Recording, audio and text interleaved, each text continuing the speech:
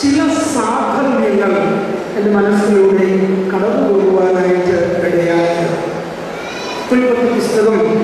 11-ാം അധ്യായം മുതൽ 25-ാം അധ്യായം വരെയുള്ള ഭാഗങ്ങളിലെ പ്രധാന കഥാപാത്രം ജാതികളുടെ പിതാവ് എന്ന് അറിയപ്പെടുന്ന അബ്രഹാം പിതാവാണ് എന്ന് നമുക്ക് അറിയാമല്ലോ. അബ്രഹാം എന്ന പദത്തിൻ്റെ തന്നെ അർത്ഥം അനേകർക്ക് പിതാവ് എന്നാണ്. ബഹുസഹസ്രങ്ങൾക്ക് പിതാവ് അഥവാ ജാതികൾക്ക് പിതാവ് എന്നാണ്. യഹോവയായ ദൈവം തന്നെ ഈ നാമം അബ്രഹാമിന് നൽകുകയും നീ ജാതികൾക്ക് പിതാവ് എന്ന് അറിയപ്പെടുകയും എന്ന് പറയുകയും ചെയ്യുന്നതായിട്ട് നാം കാണുന്നുണ്ട്.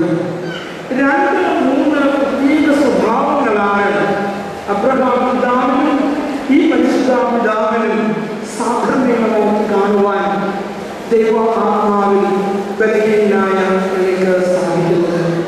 അതിൽ ഒന്നാമത്തേത് എന്ന് പറയുന്നത് ഈ 2 പിതാക്കന്മാരിൽ കാണുന്ന ഏറ്റവും വലിയ ശ്രേഷ്ഠമായ സ്വഭാവം എന്ന് പറയുന്നത് അവർ ദൈവ വിളിക്ക് അനുസരണയോടുകൂടി കാത്തുകൊണ്ടിരിക്കുന്നവർ ആയിരുന്നു.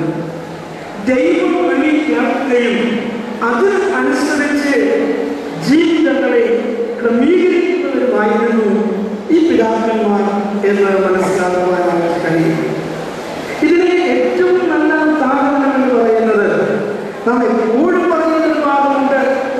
പുസ്തകം 12-ാം അധ്യായത്തിൽ ദൈവം